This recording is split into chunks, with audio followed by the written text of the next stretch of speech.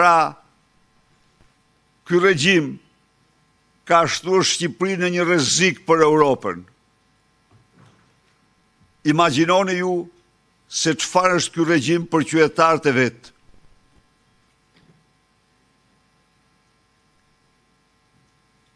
Ministrat, drejtori i përgjithshëm i policisë, ministra, drejtor agjencisë, janë që të gjithë të lidhur ka me xhep me klanet e drogës. Sepse padrinoja i vendit e konsideron drogën si rrugën e zhvillimit. Ka shtruar Shqipërinë në lavatricën më gjigande të larjes parave të drogës në Europë. Ky vend ka sot treguesin e ndërtimit 300%, më të lartë se mesatarja treguesi mesatari i ndërtimit për Bashkimin Evropian. 300%. Çmimet janë stratosferike, ndërtimet nuk kanë të ndalur. Imagjinoni ku po shkon vendi ynë. Ky vend, në qoftë se Maduro me politikat e tij ka detyruar 20% të venezuelave të largohen, Edi Rama me politikat e tij ka detyruar mbi 43% të shqiptarëve të largohen nga Shqipëria në 10 vite.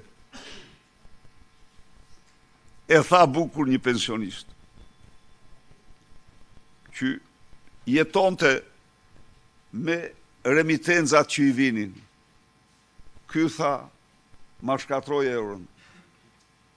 E kisha rreth 1400, 1380, tani e kam me 960.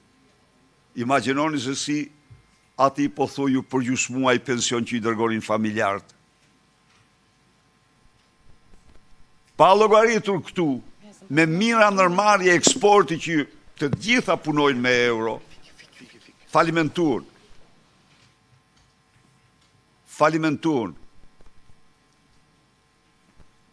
Dhe ata që falimentojnë, ata nisën drejt Europës për i kafshat për një punë. Me mira punëtor, intelektual, 720.000 të ri. Sot, shqiptarët kanë treguesën e lindshmërisë më të ultin në botë për shkak të migracionit, sipas Organizatës së Kombeve të Bashkuara. Kanë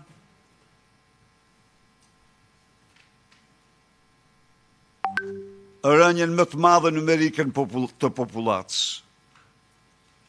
Kanë prej vitit 2018 një vdekshmëri mira qytetarët me vdesin më shumë se sa lindin. Kombi është në rrugën e zhdukjes. Edi Rama ka përqendruar çdo pushtet në dorët e tij. Nga 67 miliard euro taksat të qytetarëve, 67 miliard euro taksave të qytetarëve.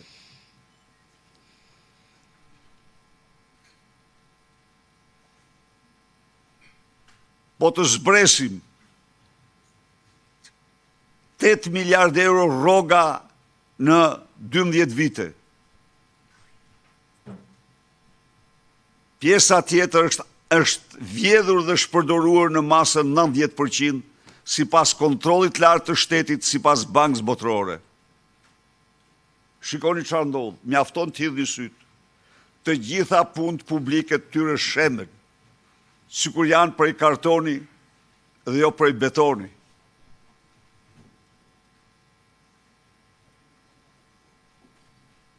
Po këto janë ato që duken, po qindra e qindra milion. të tjera janë zhdukur me 98-100%, si që është djegësi i Tiranës. Miq, në vitin 2013 në shkollat e Shqipërisë ka patur 25.600 kompjuter i zhduken, dhe në tendrin e ri që kanë bërë Kunati i bashkëshortës Edi Rams, ka sjell me dogana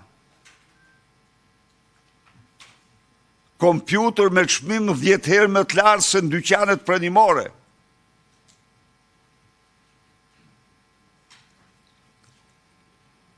€75 milion ishte tenderi për përmirësim në inteligjencë artificiale, e cila nuk ekziston në Shqipëri.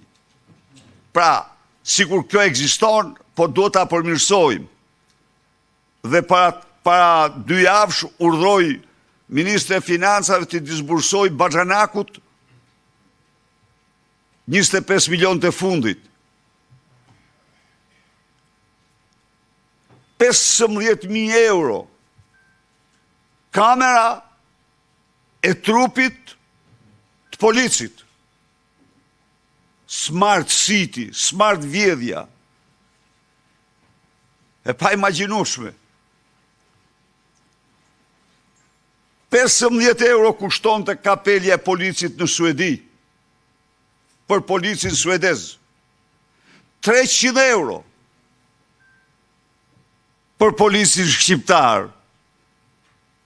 Dhe ai që e ka bërë tendrin, kalon nga një studio në studio tjetër duke bërë moral për Edi Ramën.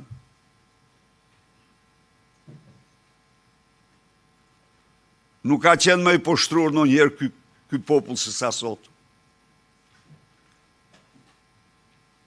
Një mori hajdutësh paguhen për të kaluar çdo natë në studio për të dezinformuar dhe për të mashtruar shqiptarët, për të glorifikuar të keqen,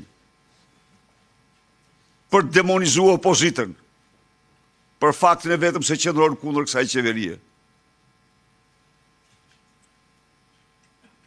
Ju e ndëgjuat nofta.